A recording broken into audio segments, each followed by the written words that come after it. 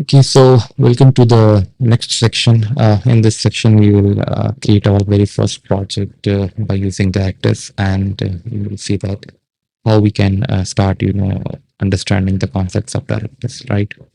So here you can see that I'm at the official site of Directus, which is this directus.io, and this is the basic command in which you can, directly spin up a Directus instance or a project, right? Now, what this command does is that it will give you a sample Docker Compose file, which will be having a Redis service, and it will also be having directors, and it will also be having your database, which is normally Postgres. They normally go with that, right? So before running this command, please make sure that you are fulfilling some of the prerequisites which is required to run this command, right? And those are, let me just open my Skeletor and let me write it down over here. So the very first thing you have to make sure is that you have Docker installed, okay, in your computer. The second one is that make sure that you also have Docker Compose as well, right? Now, whenever you install Docker, the Docker Compose, it get automatically installed. But in case of, I guess, if you're running that on any server like AWS or an EC2 instance which is running on Ubuntu, you have to separately install Docker Compose, I guess, if I'm not wrong. And once you have installed these, then you have to make sure that there are two ports which must not be occupied. Number one is 8055 port. This is the port where Directus runs, and the second one is obviously 5432, and this is where your Postgres database runs, right? So before running this command, which is this npx directus template CLI latest in it, the first project, before running this command, you have to make sure that these things are done or fulfilled, right? So with that said, let's get started. And if you come to my this thing system, so let me just open my Docker instance, which is running my lot of the containers, I would say. So here you can see that I'm having a lot of containers which are right now just mentioned, but they are not running. Okay, if I just hover this and we show running containers, so I don't have any running container, that simply means that I will not be having any port which is already mapped, right? So I'm good to go, right? So the very first thing you have to do is to just copy this command from here and open your favorite IDE. I always like working with WebStorm because this is my go-to IDE. So this is a simple directory like this demo, and we will be running that command inside this directory. And the good thing I like about WebStorm is that it has this presentation mode, right? So it makes a lot more, I would say, clearer for you guys to see what's going on inside the IDE. So right now there is only one single directory, which is Directus demo, and let me just open my terminal over here and let's write some commands. Okay, so first just clear the screen and just copy this command. Once you have copied, just paste it over here and wait for the magic to happen. Okay, so it will ask you for some of the questions. The very first question to ask you is that whether you want to create the project in a specific directory or in a current directory. I will go inside this current directory, so I will say dot, which means current directory, and then it already says that the directory already exists. Would you like to overwrite? Yes, I'd like to overwrite, so I will go with yes. And once you provide the option yes, then it will ask you that whether you want to go with a specific template like a CMS, or you want to create a project from scratch, which is blank, right? So I will go with blank. The only difference is that when you go with the CMS option, they do have some of the collections available for a content management system, like leads, opportunities, and all that stuff, right? But if you want to learn the deep concepts of Directus, I would say go with the blank option. So let's select blank, and then it will ask you that whether you want to install project dependencies or not. I will go with yes for now. Okay, and then it will ask you that whether you want a Git repository or not. So let's go with yes for that. And now it will take some time. It will say that starting Docker containers, and within some time you can see that our Directus instance will be running, right? And now just I like to add one extra thing, which is that right now it is saying starting Docker container, but the reason is because Directus has already downloaded those images in my Docker instance. So if you go into my Docker, and if you go into, let's open that one again. So this is my Docker desktop over here.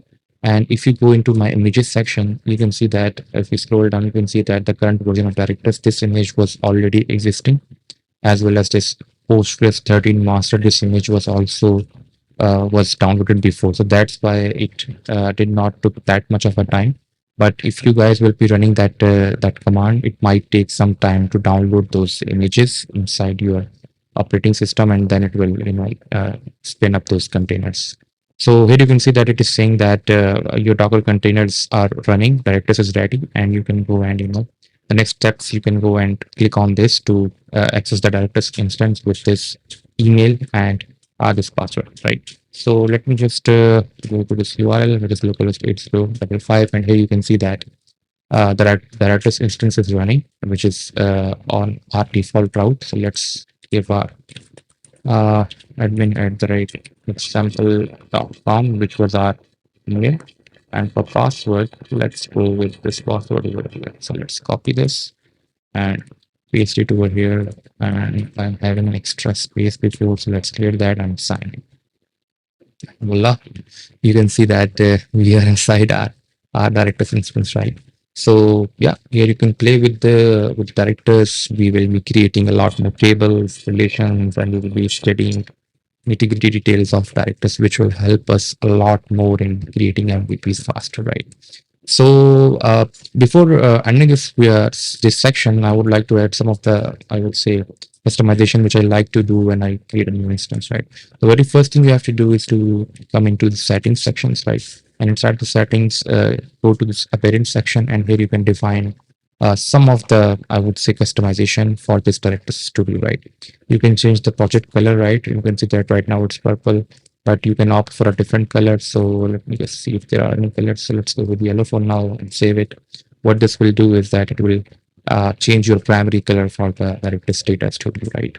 And then you can, upload the project logo as well, right? If you want to customize it. So let's click on this. Let's upload some file from my device. If there is any logo available, let me go into download sections and let's see if there is any logo available. Okay, let's see. Okay, let's go with this one. Right, so let's open this. And yeah, you can see that the logo has been uploaded. And once you click on this one, and you can see that the logo is updated right over here, right? And apart from that, you can play with it around. And there is one thing which I like to mention is this theming options. If you want your light theme, you can do that. And obviously, as a developer, we do hate light theme because it's very hard for your eyes, right? So what I do is I normally go with the dark option, and every developer likes dark, right? So yeah, that's one way of customizing your theme. Okay, and again, you can go further. You can choose different color matching themes over here. You can even, change their settings, some of the settings which are available here in the form of CSS, right? So you can provide your custom styling as well. And then if you want to some more customization, you can even provide custom CSS. And for writing those custom CSS, say you have to go and read Directus docs. We will be doing that in the coming sections as well. So yeah, that's how this appearance things work. And just going further, I want to add one extra thing is that if you just sign out from here, you can see that the Directus is having this background image, which is here, a default one. You can also change this as well. So if you sign in and not this one, but let me with this, and let's copy and paste the password again, and let's remove one extra space and sign in. Okay. So you can also provide that background image from over here, right? So it's a public background, and I think I'm having one in my device as well. Good wallpaper, yeah. So we can choose this one as well. So let's open this, and yeah, let's save this from here, and yeah, we're good to go, right? So this is what I like to do. You can also change this tab icon, which is this, tab one. You can change this as well, or you can create a public mode. So let's say this is fun, right? And let's save this as well. So this will take effect on your login page. If you just, go into sign out, and here you can see that the image you have uploaded is right over here, which is looking very much good, I would say. And the sentence that type is fun is also there, right? So this is one way I like to do is whenever I create a new project, I customize the data studio according to my needs, right? So yeah, that's from the director side of things. I would say the data studio part, changing and customizing some of the variants of Directus data studio. But before going further, let me just go into our webstorm and let's see that what this project template has given us, right? So there is not a lot involved here, but I want to just provide with some of the things which this project has created for us. So if you open this Directus in a folder. Inside this, you will be having a lot more folders and this Docker Compose file. And this is the file I was talking about. So you can see if you just scroll up, you can see that it has one database, which is I would say Postgres. So for those who know about the structure of Docker Compose, it's very much easy to understand, right? So there's a database of Postgres 13 version, and we are defining some of the environment variables over here, and this is just a database instance, right? And there's one extra thing which is this cache. And this is just a simple instance of Redis. So directors do support Redis as well for caching things and making your replays way faster.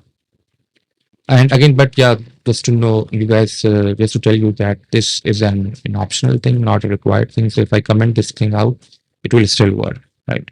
So and moving on, this is your main directors instance, and you can see that there are a lot more, uh, environment variables which are over here. We have provided the database credentials, the cache credentials, the default admin email and password, WebSockets, the public URL, a lot more, environment variables over here, right?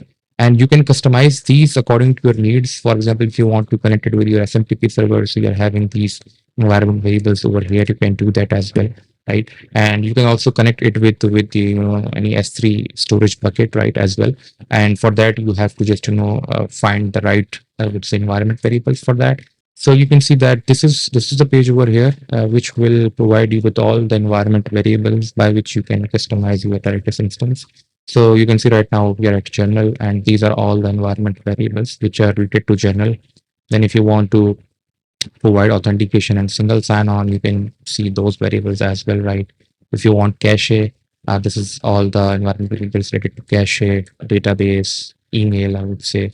And going on, if you want to go, I think there are files as well. This is the point where you can connect with the directors with any external S3 storage as well, right? So these are the environment variables which are available to connect with any S3 storage. Can be AWS S3, or it can be MinIO, which is just an open source alternative to S3 as well. So yeah, these are just the customizations which are available, and you can just copy these environment variables and just come over here, paste them, and provide those environment variables, and you're good to go. And one thing I want to add is that right now these environment variables are coming from this .env section right over here, which is a good practice to do, I would say, in projects. So don't commit this file in your Git repository, rather create a .env.example file, which will be having, dummy environment variables, and you can then change them by, copying this to an .env and then provide your actual environment variables. So here you can see that we are having our database, which is characters. We are having the secret cache enabled. We are having this admin email, admin password, right? This is where we were providing the default email and default password for our directors administrator user, right? And then we are having WebSockets enabled and public URL, which is defined. We are having some options for parse, and going on, we are having other parameters as well, right?